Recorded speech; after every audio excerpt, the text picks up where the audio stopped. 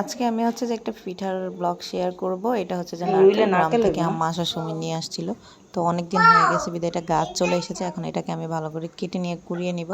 তো এই তো দেখেন ভিতরে কিন্তু নারকেলের একটা ফসকা হয়েছে, আমরা ফসকা বলি। তো এরপর হচ্ছে যে আমি নারকেলগুলোকে কুড়িয়ে নিলাম।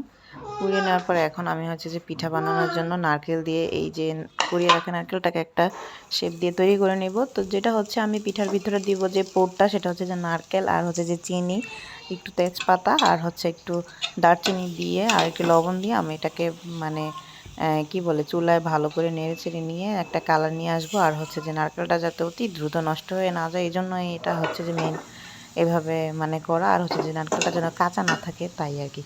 তো এখানে এটা আমার হয়ে গেছে। দেন আমি একটু রুটি, যে আমার হেল্পিং হ্যান্ড আসছিল, তো আমাকে রুটি বানিয়ে দিয়ে গেছিলো। এটা হচ্ছে চালের গুঁড়ো এবং ময়দা, আমি দুটো একসাথে মিক্স করে নিয়েছি। এখন আপনাদেরকে দেখাচ্ছি আমি যে শেপটা আমি কিভাবে দিয়েছি। তো এই যে এইভাবে করে নিয়ে, আমি তো ওরকম পারি না যেহেতু আমার আম্মা থেকেই খেয়েছি আর বাড়িতে সবাই বানায় ওইভাবে আমি দেখেছি, কিন্তু ওইভাবে আমি কখনো মানে পারফেক্টলিভাবে পারি না। তারপর আপনারা এইভাবে হাত দিয়ে একটু করে নিতে পারবেন।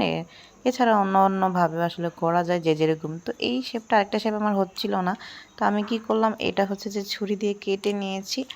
নেওয়ার পরে আমি হচ্ছে যে বাকি যেটা ছিল সেটাকে একটু অন্যরকম শেপ করে নেব, যেহেতু ওই শেপটা হচ্ছিল না।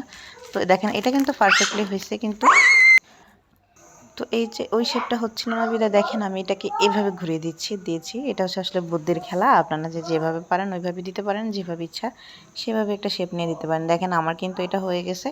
তো এখন হচ্ছে যে আমার সবগুলো পিঠা আমি বানিয়ে নিব। তো এই তো সবগুলো রুটি আমি যেগুলো করেছিলাম চালের গুঁড়ির রুটি, সেগুলো দিয়ে আমি এগুলো ভিতরে পুর দিয়ে দিয়েছিলাম, নারকেলের পুরটা। এখন হচ্ছে যেটা এটা আমরা তেলে ভাজবো না। আমাদের এইদিকে হচ্ছে যে আমরা সবাই এই পিঠাটা দুইভাবেই খাই, তবে আমরা এইভাবেই বেশি পছন্দ করি। সয়াবিন তেলে, ডুবো তেলে এটা ভাজলে কেমন যেন একদম বেশি তেলের মধ্যে হয়ে যায়। এই জন্য আমি এটা তাওয়ার মধ্যে হচ্ছে যে একটু মানে কি বলে উল্টে পাল্টিয়ে হচ্ছে যে মানে ইয়ে করে নেব পিঠাটা। আসলে সবসময় আম্মাকে দেখছি এভাবেই খাইতে, আর হচ্ছে তেলেরটা আমরা খাই না অতটা। তো এই জন্য আমি এইভাবে করলাম। আমার হাজব্যান্ডও এইভাবেই পছন্দ করে, যেহেতু তেলটা আমরা অ্যাভয়েড করার চেষ্টা করি, সয়াবিন তেলটা, তাই হচ্ছে যে তেলও আর ভাজলাম না। এইভাবে নারকেল পিঠাটা কিন্তু অনেক মজা হয়। এটাকে আমরা নারকেলের পিঠা বলি। তো এই তো দেখেন আমার পিঠাগুলি কিন্তু হয়ে গেছে।